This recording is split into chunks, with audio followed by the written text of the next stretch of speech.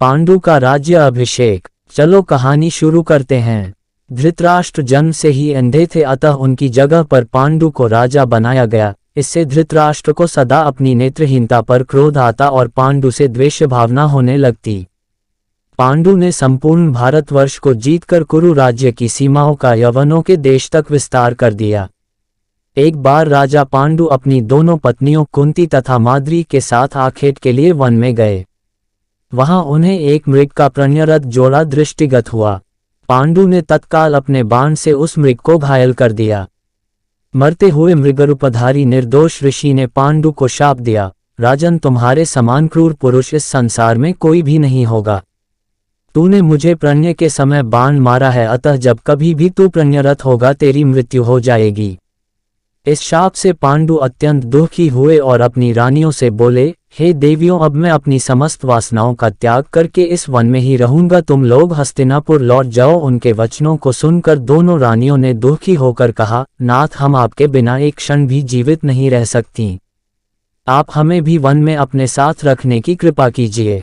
पांडु ने उनके अनुरोध को स्वीकार करके उन्हें वन में अपने साथ रहने की अनुमति दे दी।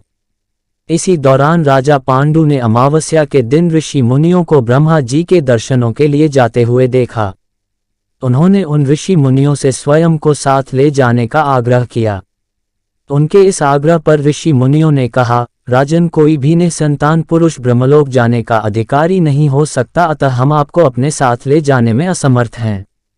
ऋषि मुनियों की बात सुनकर पांडु अपनी पत्नी से बोले, हे कुंती, मेरा जन्म लेना ही वृथा हो रहा है, क्योंकि संतानहीन व्यक्ति पितृ ऋण, ऋषि ऋण, देव ऋण तथा मनुष्य ऋण से मुक्ति नहीं पा सकता। क्या तुम पुत्र प्राप्ति के लिए मेरी सहायता कर सकती हो? कुंती बोली, हे आर्यपुत्र, दुर्वासा ऋषि ने मुझे ऐसा मंत्र प्रदान किया है जिससे मैं किसी भी देवता का आह्वान करके मनोवांछित वस्तु प्राप्त कर सकती हूँ। आप आज्ञा करें, मैं किस देवता को बुलाऊं? इस पर पांडु ने धर्म को आमंत्रित करने का आदेश दिया। धर्म ने कुंती को पुत्र प्रदान किया जिसका नाम युधिष्ठिर रखा गया। कालांतर में पांडु ने कुंती को पुनः 2 बार वायुदेव तथा इंद्रदेव को आमंत्रित करने की आज्ञा दी। वायुदेव से भीम तथा इंद्र से अर्जुन की उत्पत्ति हुई। तत्पश्चात पांडु की आज्ञा से कुंती ने माद्री को उस मंत्र की दीक्षा दी। माद्री ने अश्वनी कुमारों को आमंत्रित किया और नकुल तथा सहदेव का जन्म हुआ। एक दिन राजा पांडु माद्री के साथ वन में सरिता के तट पर भ्रमण कर रहे थे। वातावरण अत्यंत रमणीक था और शीतल मंद सुगंधित वायु चल रही थी।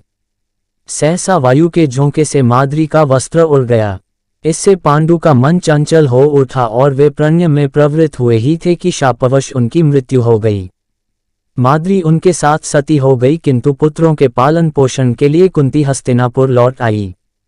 वहां रहने वाले ऋषि मुनि पांडवों को राजमहल छोड़कर आ गए। ऋषि मुनि तथा कुंती के कहने पर सभी ने पांडवों को पांडु का पुत्र मान लिया और उनका स्वागत किया। कहानी सुनने के लिए आप सबका धन्यवाद।